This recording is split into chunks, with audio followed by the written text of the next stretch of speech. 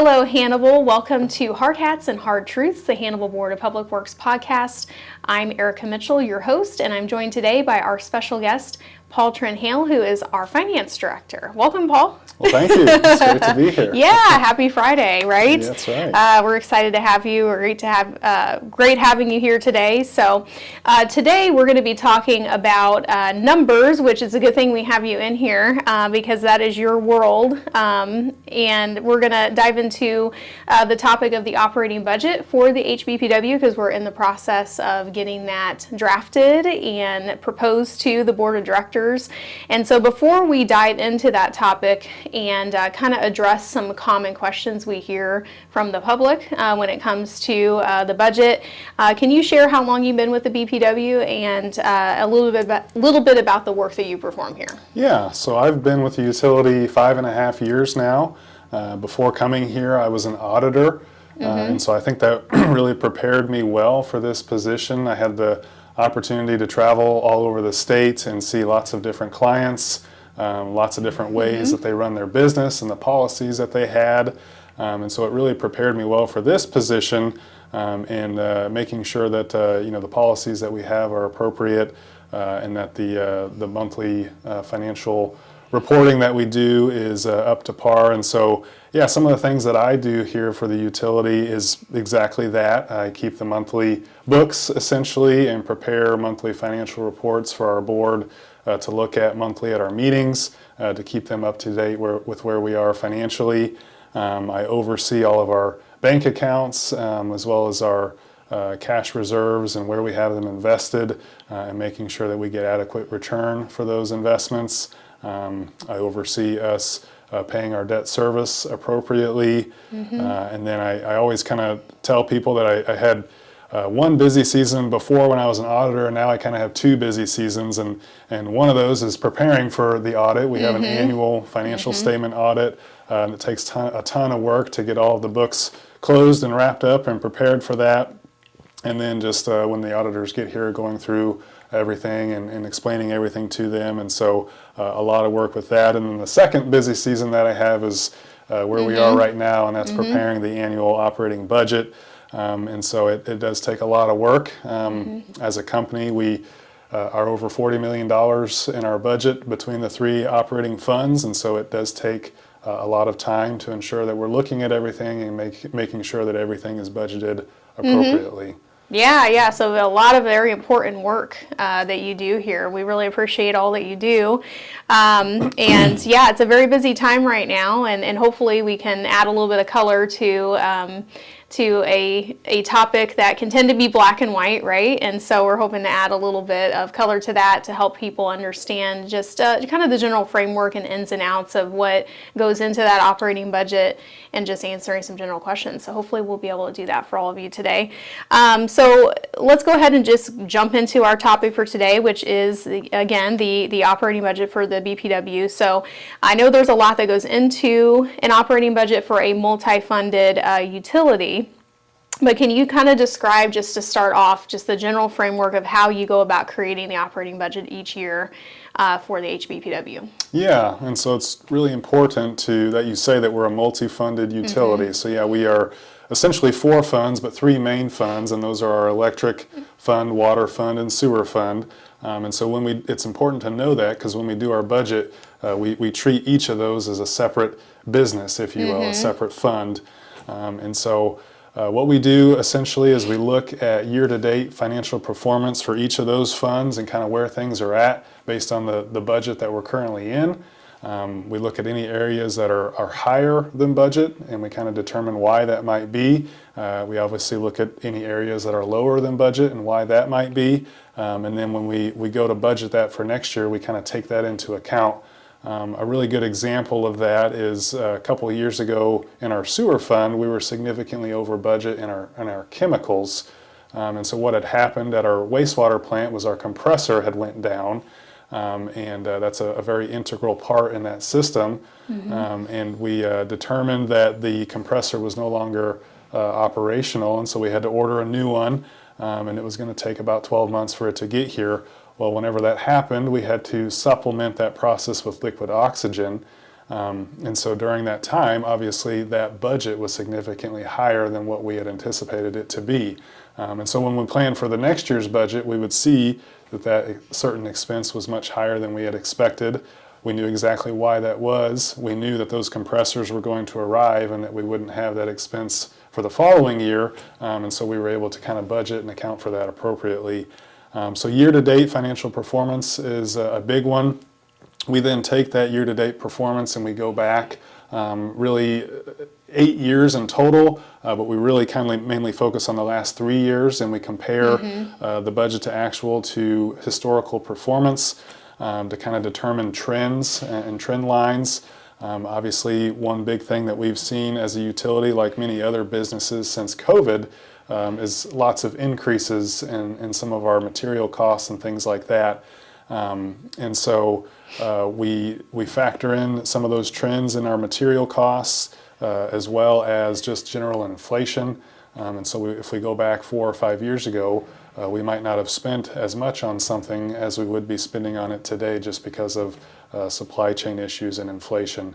And so all of those things kind of culminate together to give us a budget number for the following year. We take all of that in total and we kind of look at areas where certain expenses have increased substantially or certain expenses have decreased substantially, just to make sure that everything makes sense. We do that process as a department. That's just not myself doing all of that. We get with all of the supervisors for each department and we discuss all of that with them. We have 15 different departments that make up our entire organization. A handful of those departments are shared departments, and when we say shared department, any expense that that department has, 50% of it is allocated to the electric fund, 25% would be allocated to the water fund, and 25% to the sewer fund. And so when we talk about like our administrative employees, our administrative offices, things like that, those would be those types of expenses that are shared among the departments equally. And then obviously electric has its own certain departments, water has its own certain departments, and sewer has its own certain departments. And so all of those kind of come together to build that budget out and make sure that everything is accounted for appropriately. Yeah. So you can see there is a lot that's woven into putting that together. Lots of ins and outs, lots of different things to consider. And I know you've kind of already touched on this, but just to really drive that point home, why is it important to know, we do have 3 separate funds. And so can you explain why they have to be separate and why one fund cannot help out another fund if one fund is struggling due to market volatility or a very high uptick in costs that have drained some funds? So if you could kind of shed some light on that, that might help explain that a little bit. It's a great question and a question we get often. So many years ago, it didn't used to be that way. We were one organization, and so all of the funding essentially went into one big giant pot, and it could be used however we wanted it to. It could even be used for the city's general fund, and so utility funds could even be used to purchase a fire truck, things like that. And so in the 1980s, the Missouri legislature determined that that was no longer appropriate, and so they came out with something called the Hancock Amendment. And what that amendment did is it limited those funds to only be used on the fund in which they were generated from. And so like you say, electric fund revenues that we bring in can only be used towards electric fund expenses and capital and things like that. And if you think about it, that's much more appropriate. It makes our lives much easier when it comes to budgeting to know that those funds are all siloed together and can't be shared. And so it was definitely a very good thing that the legislature did at that time, and that is common across the utility industry for it to be treated that way. Yeah, absolutely. So that's the explanation for that. I know that that's a question that a lot of people have when we go through the budget process every year is, why they're separate and why one, we can't, rob from one to pay the other and make up for some issues in another fund, and that is the reason why they have to be separate. So, so let's talk reserve funds now. Why is it important that each fund has its own reserve fund? Yeah, so I didn't mention that earlier, but when we're putting that budget together for each fund, we look at the revenues that we're going to bring in based on the current rates that we're charging, and then all of the expenses that we're going to anticipate paying out. And then where that lands us is what we call our bottom line, or our net income. And then from that net income item, we then have to factor in capital spending. And so any investments that we're going to make in our capital infrastructure. And so it's important to know that if we're not bringing in any net income, then there's no money available to be able to use for that capital infrastructure.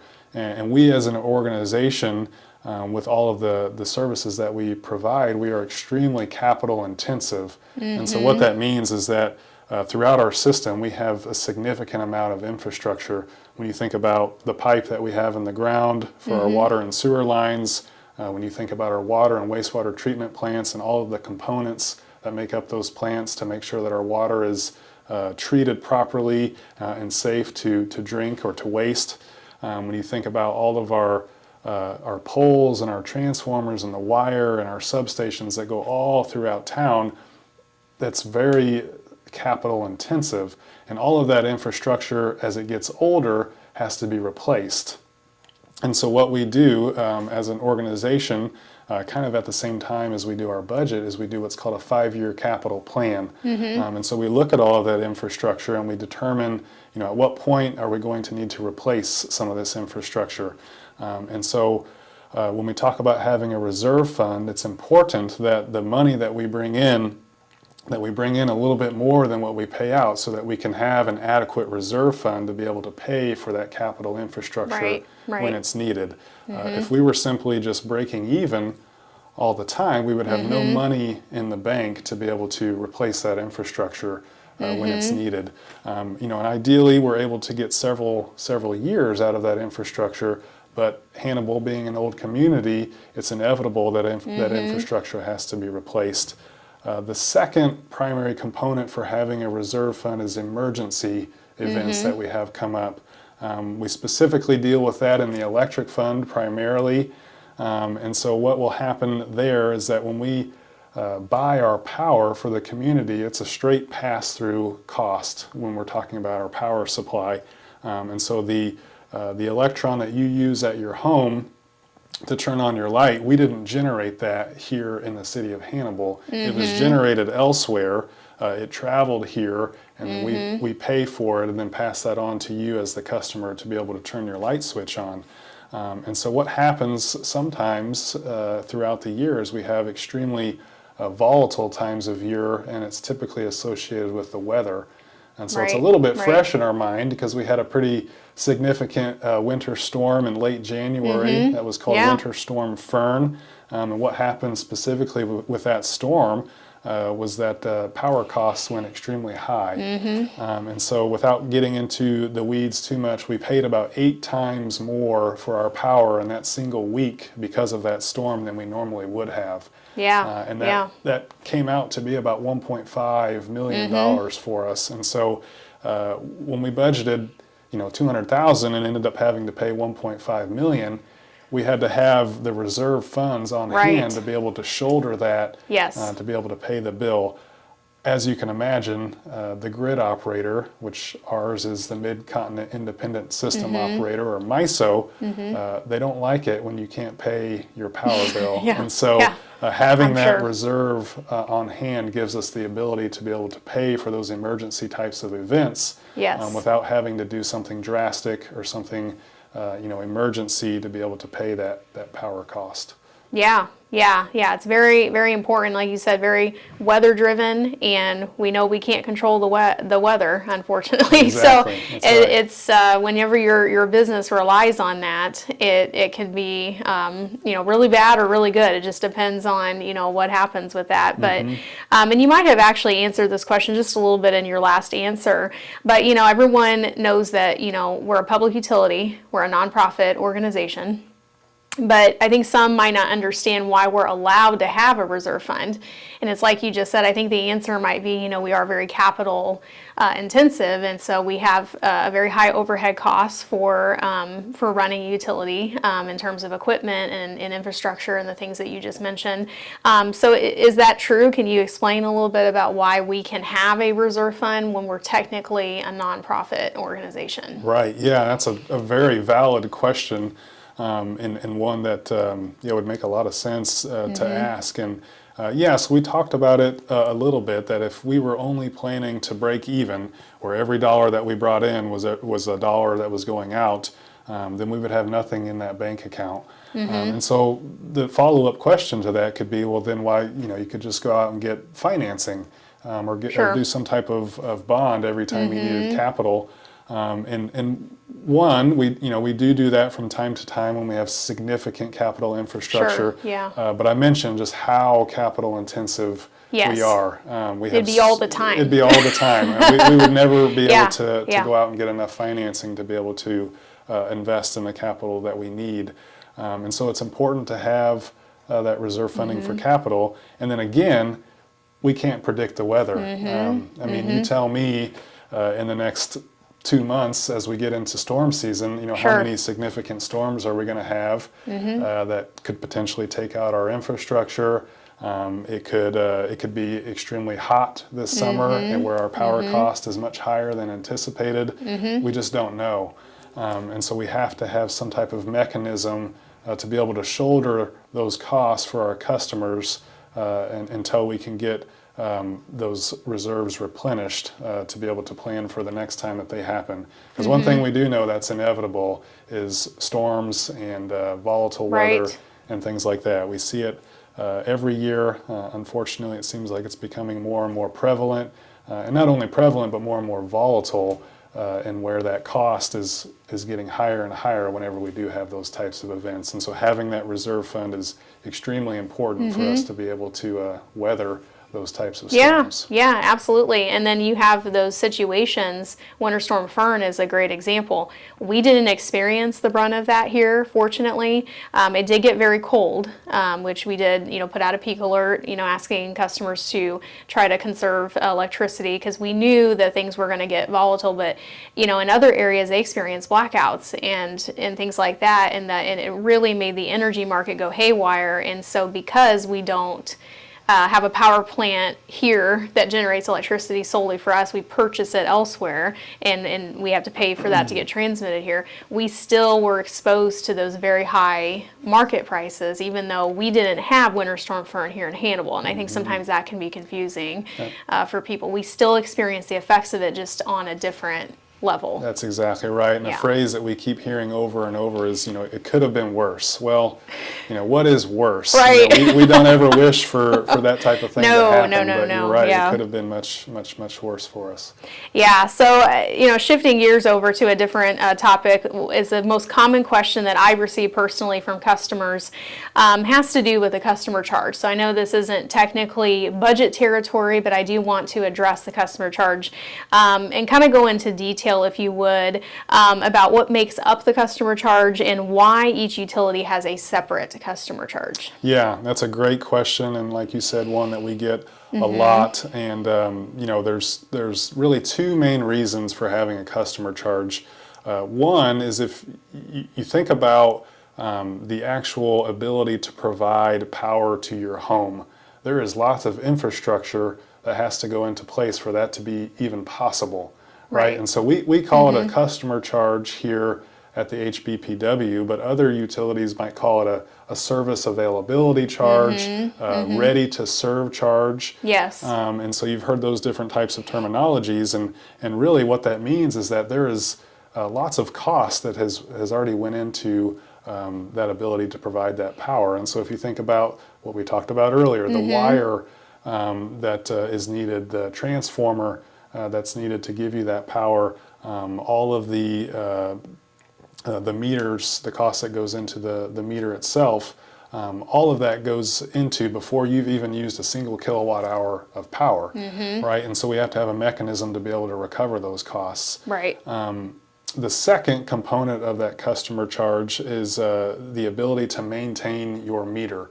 And a lot of people think that that's just the meter itself, and well, we don't actually come and read meters anymore. And so, how is that an associated cost? Well, we have to think about all of the billing that happens behind the scenes, all of the questions that we get, on a regular basis from customers, and having our CSRs to be able to answer those questions.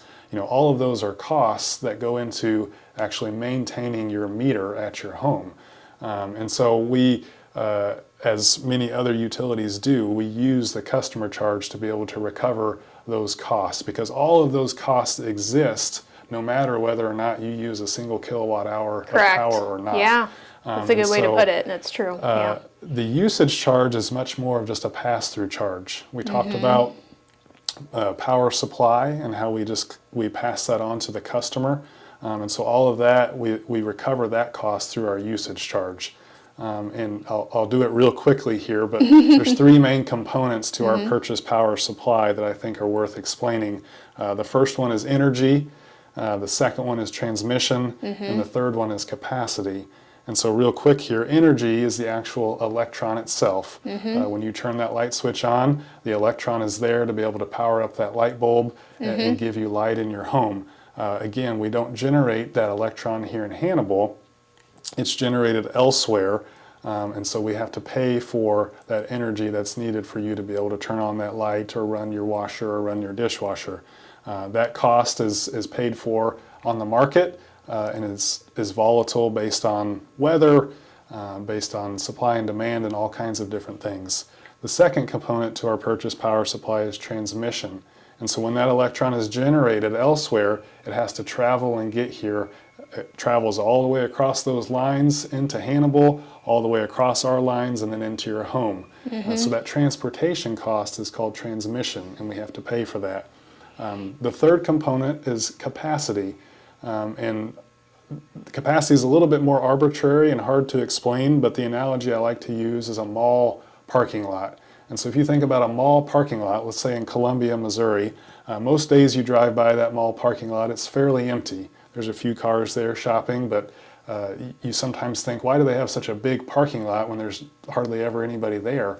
But if you drive by that same parking lot on, say, Black Friday, for example, it's likely to be just about completely full, right? So the MISO grid operator that runs our power grid kind of has to plan the same way for our power supply throughout the entire system. Most days, like today, it's a March day. We're not using a whole lot of power today. And so most days our load is fairly low. But say the hottest day in August, where we're hitting our peak load that we could possibly hit, the grid operator has to have a plan to be able to meet all of that elevated demand and have enough supply to do so. And there's a cost for that. We here in Hannibal have to have enough power available to meet that load on our very hottest day. And even though it might only happen 2 or 3 days a year, we still have to have the ability to be able to meet our customers' load, because we don't ever want a situation where we can't meet somebody's load because we don't have it available. And so that's that third component, capacity. We pay for that on an annual basis to be able to provide that power on that peak day.